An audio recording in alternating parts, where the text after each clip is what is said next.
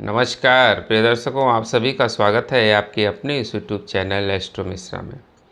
दर्शकों, इस समय संसार में चारों तरफ विचलित करने वाली घटनाएं हो रही हैं। कारण उसका ग्रहों का ऐसा कॉम्बिनेशन बनना।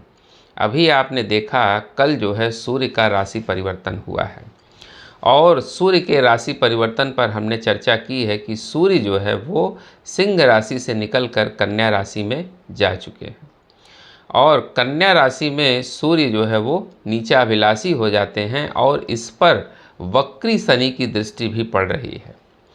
और वक्री शनि की दृष्टि पड़ने से शनि और सूर्य का एक योग बन रहा है। समसप्तक योग शनि और सूर्य का बन रहा है, जो पूरी देश दुनिया के लिए और हम सब के जीवन पर बहुत अच्छा प्रभाव नहीं डालेगा।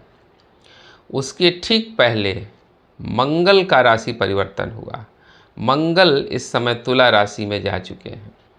तो मंगल का तुला राशि में जाने से मंगल शनि का समसप्तक योग, षडाष्टक योग बन रहा है। तो ये भी घटना बिल्कुल भी ठीक नहीं है। इस समय ऐसे कॉम्बिनेशंस बने हुए हैं कि मंगल का शनि के साथ संबंध बनना, सूर्य का शनि के साथ संबंध बनना, ये कहीं विस्फोटक स्थिति को जन्म तो नहीं देने वाला है। आप देख भी रहे हैं कि रोज़ प्रतिदिन कहीं न कहीं जघन्य हत्या की घटनाएं हो रही हैं, विस्फोट की घटनाएं हो रही हैं। इस समय जो है इस तरह की घटनाएं पूरे समाज में व्याप्त हैं, पूरे संसार में व्याप्त हैं। कारण उसके पीछे ग्रहों का कॉम्बिनेशन, एक तो वक्री शनि और दूसरा अतिचारी बृहस्पति। अतिचारी बृहस्पति जब जब होते हैं तब तब जो है दुनिया में उत्पात जरूर मचता है, क्योंकि बृहस्पति जो है वो एक जीव कारक ग्रह है और जब जीव कारक ग्रह जो है वो अतिचारी होता है तो लोगों के जीवन का चैन खत्म हो जाता है। तो ऐसी स्थितियां इस समय बनी हुई हैं। अच्छा, ये तो हो गई ग्रहों की बात। पीछे चंद्र ग्रहण लगा और अभी आगे सूर्य ग्रहण लगने वाला है 21 तारीख को। और अब लगातार जो है मंदिरों से हमको संकेत भी मिल रहे हैं। जो हमारे चार धाम हैं उनसे हमको बार बार संकेत मिल रहे हैं। इसी क्रम में जगन्नाथ मंदिर से हमको फिर एक संकेत मिला है। मतलब जगन्नाथ मंदिर से कोई संकेत मिलना ये छोटी बात हो ही नहीं सकती है। पहले एक बार हुआ, वहाँ से जो है ध्वज लेकर चील उड़ गया था। तो उसके बाद से आपने देखा कि वहाँ पर पहलगाम का आतंकी हमला हुआ।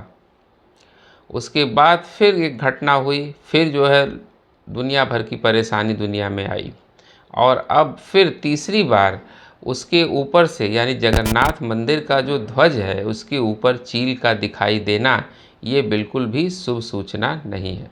अभी 16 तारीख को यानी परसों जो है वहाँ पर जगन्नाथ मंदिर के ऊपर जो ध्वज है, ध्वज के ऊपर एक चील फिर से दिखाई दिया। तो जगन्नाथ मंदिर के ध्वज पर चील का दिखाई देना या ध्वज के ऊपर बैठना ये बिल्कुल भी शुभ सूचना नहीं है। जगन्नाथ मंदिर का जो ध्वज है वो बहुत ही पवित्र माना जाता है और वह जो ध्वज है वह हमेशा हवा के उल्टे डायरेक्शन में फहराता है। उसके ऊपर से कोई पक्षी भी गुजरता नहीं है, लेकिन ऐसे में एक अशुभ पक्षी का उसके ऊपर से बार बार पास करना या उस पर बैठना ये बिल्कुल भी शुभ सूचना नहीं है। ये भविष्य में किसी अनहोनी की तरफ इशारा कर रहा है। कहीं कोई आतंकी हमला या प्राकृतिक आपदाएं इस समय हो सकती हैं। आप देख भी रहे हैं अभी उत्तराखंड में जो है कितनी भयंकर तबाही हुई है। बादल फटने की घटनाएं लगातार पहाड़ी क्षेत्रों में हो रही हैं। हिमाचल का भी बुरा हाल है, उत्तराखंड बुरी तरह से तबाह है, जम्मू एंड कश्मीर को आप देख ही रहे हैं। मतलब कोई भी ऐसा पहाड़ी एरिया नहीं बचा है जहां पर प्राकृतिक आपदाएं पिछले कुछ महीनों में न हुई हों और एक नहीं कई आपदाएं आ चुकी हैं। तो ये बार बार जो है इस तरह के संकेत धार्मिक स्थलों से मिलना ये किसी अनहोनी की तरफ इशारा करता है। ये किसी शुभ सूचना की तरफ इशारा नहीं करता है। तो इस समय ऐसी घटनाएं जो हो रही हैं, यानी एक तरफ तो ग्रहों का जो कॉम्बिनेशन बन रहा है वो तो बन ही रहा है, साथ ही साथ मंदिरों से भी जो देश के पवित्र मंदिर हैं वहाँ से भी हमको संकेत मिलने शुरू हो गए हैं, और एक बार नहीं बार बार मिल रहे हैं इस तरह के संकेत। तो ये जो है बिल्कुल भी अच्छी बात नहीं है, ये भविष्य में किसी बड़ी अनहोनी की तरफ इशारा कर रहा है। एक्चुअली मंगल का जो राशि परिवर्तन हुआ है, मंगल तुला राशि में गए हैं, तो मंगल का शनि के साथ जो समसप्तक योग बन रहा है और शनि का सूर्य के साथ समसप्तक योग, ये दोनों एक बड़ी घटनाएं हैं जो आने वाले समय में किसी भविष्य की बुरी घटना की तरफ इशारा करते हैं। तो हमें इस समय बहुत सावधान रहने की ज़रूरत है, और अभी आगे 21 तारीख को अमावस्या के दिन फिर एक सूर्य ग्रहण लगने वाला है, और इस सूर्य ग्रहण के प्रभाव भी आने शुरू हो गए हैं। चंद्र ग्रहण के प्रभाव तो अभी आ ही रहे हैं, जिसमें पूरी दुनिया में मानसिक बेचैनी दिखाई दे रही है, और अब सूर्य ग्रहण के प्रभाव भी आने शुरू हो गए हैं। एक्चुअली किसी भी ग्रहण का प्रभाव लगभग 30 दिनों तक बना रहता है। अगर ऑन द होल देखें तो ग्रहण जो है वो लगभग 3 महीने तक इसके प्रभाव रहते हैं, लेकिन 1 महीने तक जो है उसके प्रभाव ज़्यादा होते हैं।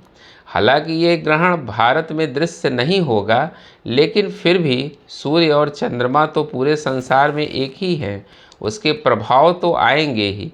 जहाँ ग्रहण दिखता है वहाँ पर उसका प्रभाव ज़्यादा होता है, पर चूँकि इंडिया में वो ग्रहण दिखेगा नहीं, इसलिए यहाँ उसके सूतक के नियम वगैरह मान्य नहीं होंगे। लेकिन चूँकि सूर्य अफेक्टेड होगा, तो जब सूर्य अफेक्टेड होगा तो उसका प्रभाव तो देश दुनिया पर और हमारे देश पर भी ज़रूर आएगा। ऐसा हो ही नहीं सकता है कि यहाँ उसके प्रभाव बिल्कुल ना आए। और जब सूर्य अफेक्टेड होते हैं तो इसका सबसे ज़्यादा जो प्रभाव होता है वो राजनीति पर होता है, क्योंकि सूर्य क्या है, सरकार है, शासन सत्ता है। तो सरकारों के लिए जो है ये समय बहुत ही चैलेंजिंग होने वाला है, और ऐसे में जो है इस तरह की सूचना जो हमें धार्मिक स्थलों से मिल रही है ये बिल्कुल भी ठीक नहीं है। इस समय जो है कोई भी आतंकी हमला या प्राकृतिक आपदाएं, इस तरह की घटना हो सकती है। सरकारों में कोई दिक्कत आ सकती है, किसी देश की सरकार जा सकती है, या वहाँ पर मध्यावधि चुनाव कराना पड़ सकता है, विभागों का बंटवारा हो सकता है। इस समय ऐसी स्थितियाँ बन भी रही हैं। आप देख रहे हैं कि आए दिन कोई किसी न किसी देश में इस तरह की स्थितियाँ बन रही हैं। हमारे पड़ोसी देश जो हैं, जैसे पाकिस्तान हुआ, बांग्लादेश हुआ, अफ़गानिस्तान हुआ, श्रीलंका हुआ, नेपाल हुआ, इन सब देशों में जो है ज़्यादा स्थितियां खराब होने की संभावना बन रही है। तो हमारे पड़ोसी राष्ट्रों को इस समय जो है बहुत ज़्यादा सावधान रहने की ज़रूरत है। एक तरफ तो ग्रहण के कॉम्बिनेशन, ग्रहों का कॉम्बिनेशन, और ऊपर से मंदिरों से मिलने वाले ये संकेत कोई शुभ सूचना की तरफ इशारा नहीं कर रहे हैं। उम्मीद करते हैं दर्शकों हमारा ये वीडियो आपको ज़रूर इन्फॉर्मेटिव लगा होगा। मिलते हैं आपसे अगले वीडियो में किसी नए विषय के साथ। तब तक के लिए हमें आज्ञा दीजिए। नमस्कार।